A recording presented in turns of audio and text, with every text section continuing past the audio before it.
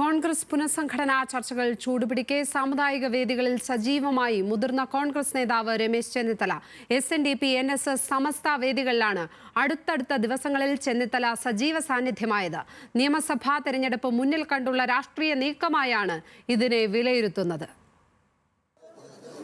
സംഭവബഹുലമായ 11 രാഷ്ട്രീയ വർഷങ്ങൾക്കിപ്പുറം മുതിർന്ന കോൺഗ്രസ് നേതാവ് രമേശ് ചെന്നിത്തല വീണ്ടും NSS ആസ്ഥാനത്തെത്തിയിരിക്കുന്നു. മന്നം ജയന്തിയോടനുബന്ധിച്ചുള്ള പൊതുസമ്മേളനം ഉദ്ഘാടനം ചെയ്യാൻ. അതും സുകുമാരൻ നായരുടെ വാക്കുകളിൽ പറഞ്ഞാൽ നേരത്തെ ഉദ്ഘാടകനായി നിശ്ചയിച്ച വ്യക്തിക്കും അതുക്കും മേലെയുള്ള ഒരാൾ.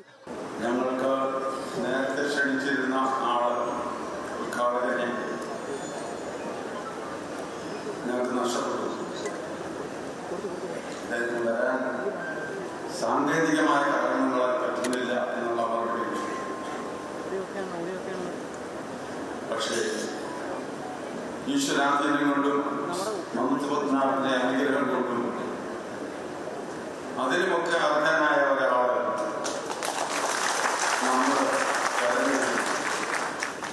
ശ്രീ രമേശ് ചെന്നിത്തല കളിച്ചു നടന്ന കാലം മുതൽ ഈ മണ്ണിന്റെ സന്തതിയാണ്.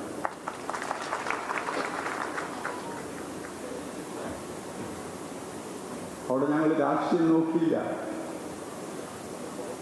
NSSന്റെ ഒരു പുത്രനാണ്. ഒരു നായർ മറ്റൊരു നായരുടെ വേദിയിൽ വന്നാൽ എന്താണ് പ്രശ്നമെന്ന NSS ജനറൽ സെക്രട്ടറിയുടെ ചോദ്യം ആരോടാണ് എന്നതാണ് യഥാർത്ഥ ചോദ്യം. പ്രതിപക്ഷ നേതാവ് VD സതീശനെ മറികടന്ന് പാർട്ടിയുടെ മുന്നണിയിലേക്ക് രമേശിനെ എത്തിക്കാനുള്ള നീക്കമായാണ് വിലയിരുത്തൽ. പണ്ട് ആഭ്യന്തരമന്ത്രി എന്ന താക്കോൽ സ്ഥാനത്തേക്ക് രമേശിനെ എത്തിച്ച പോലെ ഒരു രാഷ്ട്രീയ നീക്കം. അന്ന് രമേശിനൊപ്പം NSS മാത്രമായിരുന്നെങ്കിൽ ഇന്ന് അതല്ല സ്ഥിതി.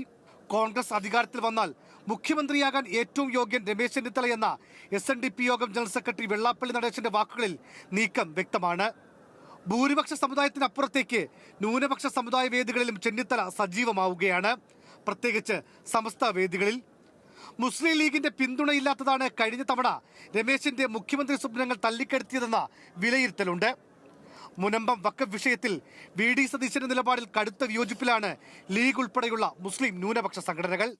ഇതിനിടെയാണ് മഞ്ചേരി ജാമിയ ഇസ്ലാമിയയുടെ വാർഷിക സമ്മേളനത്തിൽ മുഖ്യാതിഥിയായി രമേശ് ചെന്നിത്തല എത്തുന്നത്.